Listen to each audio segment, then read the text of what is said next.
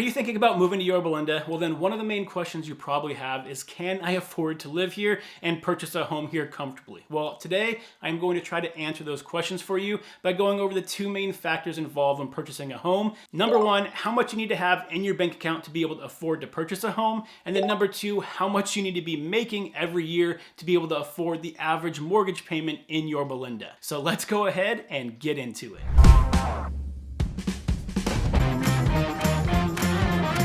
The first thing I want to say is that we're going to be using a lot of estimates and averages here because, as you probably know, everybody's financial situation can be completely different. So these are just meant to give you a general guideline of what the averages are. However, I highly recommend that if you're thinking of moving to Yorba Linda, you talk to your trusted lender. If you don't have one, you can always reach out to me. I have one I can refer you to. But that way you give them your specific financial information and they're going to be able to line all these numbers up as they pertain to you, not averages. So definitely contact your lender if you're serious about moving to Yorba Linda. But let's go ahead and at least give you a general idea of what it takes to be able to live here. So first, let's go ahead and talk about how much you need to have set aside in your bank account to be able to afford to purchase a home. So we're gonna break this down into condos as well as single family homes. So let's go ahead and start with condos first. So when you purchase a home, there's going to be three major costs involved. So number one is going to be your down payment. Number two is closing costs. And then number three is any cost incurred inside escrow.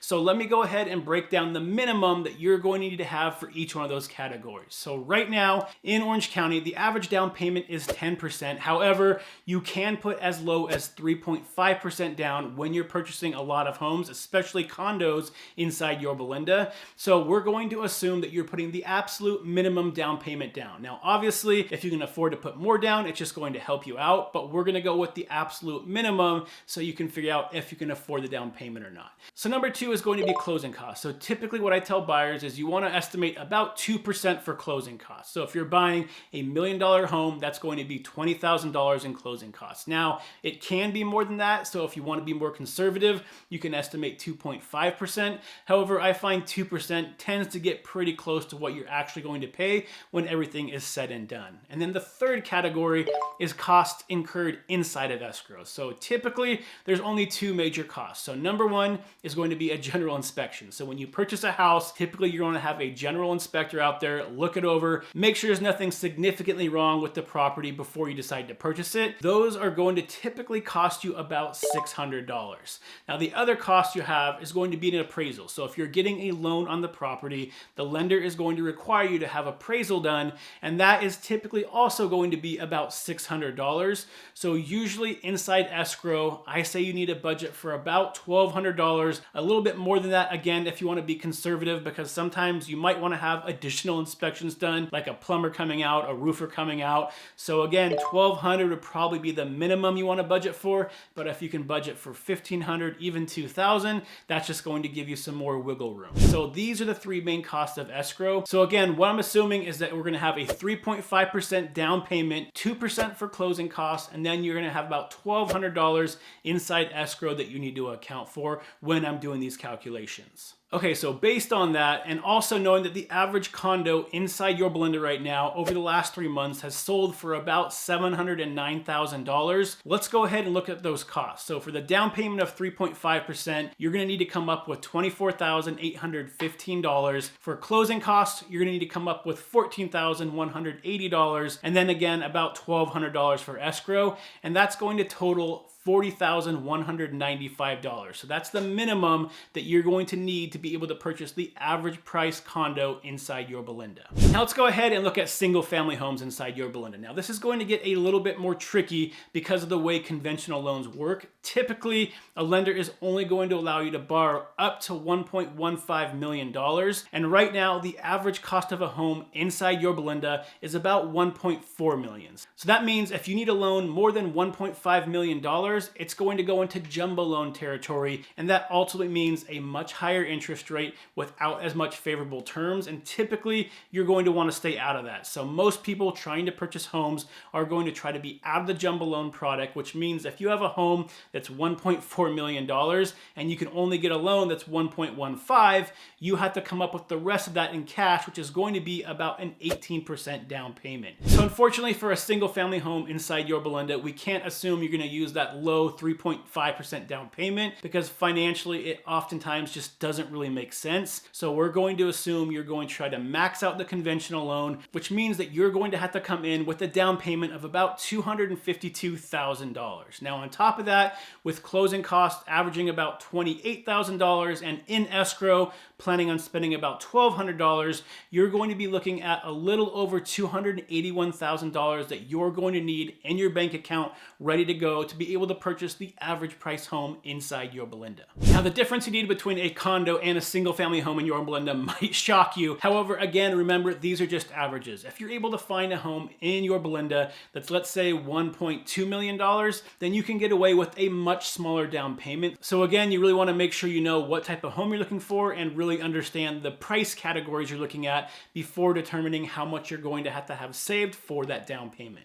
Okay, so now that we know approximately how much you need to have at minimum in your bank account, let's go ahead and look at how much you have to be making every year to be able to afford the average mortgage payment in Yorba Linda. Okay, so this is where it gets a little bit more complicated when we're talking about what type of income you need, because I have to assume a lot of different things to be able to make these situations work and give you a general idea of what you need to make to be able to afford a home. So to do that, we're gonna try to use as close to average of a home buyer you can find in Yorba Linda and make some assumptions. So let's go ahead and go over what those assumptions are. So right now, we're going to assume that you as a home buyer have a credit score of 750, that you have a $500 car payment, and then you have $300 in other monthly obligations, whether that's credit card debt, student loan, personal loan, $300 every month that you have to pay to something else. And then on top of that, we're assuming a tax rate of 1.1%. And then one of the biggest wild cards right now for the assumptions has to do with insurance. Right now, if you've been paying attention,